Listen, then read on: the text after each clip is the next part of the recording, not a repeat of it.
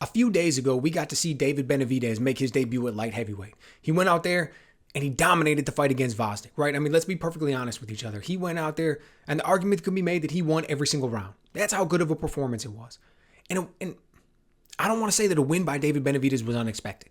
It wasn't unexpected by any stretch of the imagination. We all know that he was the favorite going into the fight. But I think what was a little bit unexpected was the way in which he did it, right? He went out there and he won from start to finish. And Gvodzyk is no bum, man. A lot of people haven't heard of him. He doesn't have the big name and all the popularity and all of that kind of stuff. He's no bum. And David Benavidez went out there and he delivered. Awesome job. Great job, right? And in a lot of ways, we can look at Gvodzyk as a gatekeeper of the division, right? Nobody's going to make the argument that he's the creme de la creme. Nobody's going to make the argument that Gvodzyk is out there setting the pace at 175 and he's the man to beat, or that he's going to be the man to beat and that his future is super bright. That's not his case. Former world champion. But what we're talking about is a guy that if you can't beat him, you can't be the best in the division. If you beat him, you possibly have what it takes to be the best. And for sure, you are there to compete amongst the best, right? Right now, when we think about the best at 175, let's be honest. We're talking Beterbiev and we're talking Bivol. Those guys are going to fight later on. By winning this fight, David Benavidez, contractually, inside the sanctioning bodies, all that, he should be getting the next shot at the winner of that fight. But the real question, in my opinion, is should he be? Is that what he should be doing? Like, is that the best decision for his career when we're talking about David Benavidez? And I don't know, man. I don't know. Right? Think about this. Before this fight, immediately after the fight, in the ring, at the post-fight press conference, Benavidez has been consistent. He's come out and he said, I want to campaign at both weights. Super middleweight, light heavyweight. 168 and 175, I want to be at both of these weight classes. I still want that fight with Canelo. I still want to go down there and win another belt. I possibly want to get undisputed. All of that makes perfect sense. Of course he wants to go back down there and win. Of course he wants the Canelo fight, because who doesn't? That's the biggest payday that you're going to get, not only in the sport right now, but as an individual. And of course he wants the glory of potentially snatching up and becoming undisputed in any weight division. 168's got all the belts together right now, so you go down there, you beat that one guy, and you get all of them. That's it, end of story. Totally makes sense. Says that he can make 168 comfortably still, no problem. But he also wants to campaign at 175. Wants to do both at the same time for the historical reasons, and just wants to conduct himself in a way that would craft his career as being legendary. I love that. I love all of that stuff. Like, that's what you want to see from a fighter. That's what you love to hear.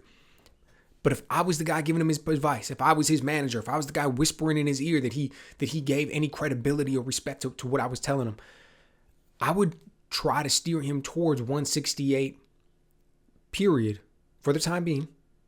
Leave 175 alone, right? And it's like this. Styles make fights. When we look at that fight with Gvodzyk, it's easy to look on the surface and say he won from start to finish. But how did he win? When we sit down there and we're breaking down that fight, when we look at the style of David Benavidez, what is it that comes to your mind? Because the first things that I start to think about are the hand speed, the fluid combinations, the work rate, and the aggression. Right? That's what we know from dude as far as positives. If we want to talk about negatives, we're talking about his defense. We're talking about a lack of like a really true aggressive defense sounds weird, right? But like an active defense would be the best way to put it. Somebody who's going out there and really engaging in active defense and footwork. Those are the things that we would label on the negative side of it. But when we look at the fight at 175, he comes out early in the fight and he's doing everything that we expect him to do. He's got the hand speed, he's got the combinations, he's applying the pressure. He's doing everything that we expect. But then we saw him slow down. We got to admit that in the second half of that fight, we saw him slow down. Now, slowing down in a fight is never a good thing. You're never going to look at a fighter and say, man, the guy slows down in the second half of a fight. Awesome. Great things. That's not something that we champion as a positive for anybody. But when we're talking about a guy whose style is built around hand speed, it's built around combination punching, it's built around work rate and overwhelming your opponents. To that fighter, slowing down is going to be much more detrimental than a guy who's a knockout artist. When Deontay Wilder slows down, when Gervonta Davis slows down, guys who go out there and specifically go out in fights and look for knockouts, it's less detrimental than the guy who needs the high work rate.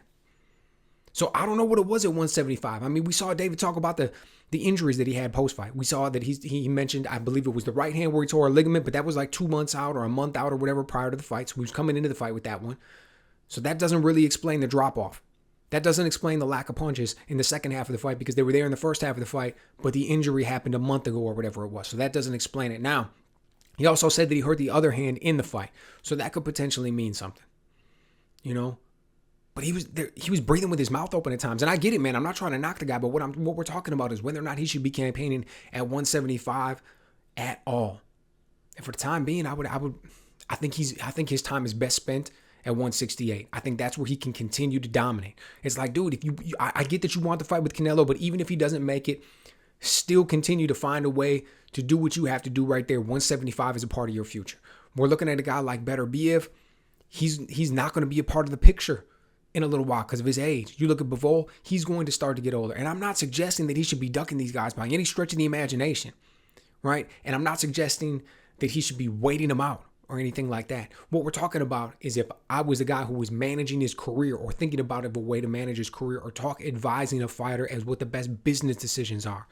You know, a fighter needs to have multiple people talking to him, including what he's telling himself and how he wants things to be. And not everybody can advise him in the same way. So if you were a guy who was looking at it from strictly a business perspective, and a lot of people would criticize that and say, that's not what a fighter should do. That's not what a fighter should be. But again, a fighter needs to hear all perspectives. And I think that from a business perspective or managing your career, managing the length of your career, managing where you can be the most successful at all times, I would say 175 is definitely going to be a part of Benavidez's career, but I wouldn't be advising him to make his next fight. I wouldn't be advising him to really track down the winner of Benavidez and Bivol. And don't get me wrong, he definitely has a chance to win. Definitely has a chance to be able to make something like that happen. But it's not as high a chance as he has to dominate at 168 and then move to 175 later. You know, maybe his body has to adapt more to 175. But then I would start to think that as your body adapted to 175, it would take away from your ability to make 168 and continue to be effective there. So, you know, it may not seem like that much on the surface of only 7 pounds, but you can see the difference it makes. I mean, in the post-fight press conference, Benavidez himself mentioned multiple times how when you're at 175, you are fighting bigger guys that can take a bigger shot. He's never been a puncher. Even though he's got the stoppages, it's not from this one-punch knockout power. And now you're talking about guys who can take a bigger shot. So as many shots as he was going out there and hitting Gvodzyk with, he never really hurt him. He said that he felt like he hurt him to the body, but he was never in danger of being stopped. And if he would have been out there catching smaller guys, the guys that he's typically used to fighting at 168 with those same shots that he was landing at 175, it would have been a difference. So let me know what you guys think. Do you think that I'm looking at this situation the wrong way? Do you think that I'm reading into the fight of what I saw? It was only his first one at 175. Is it going to be better in the future? What did you guys think of it? And where do you think his real true the division for him to have the most success at? What division do you think that is? Let me know what you guys think.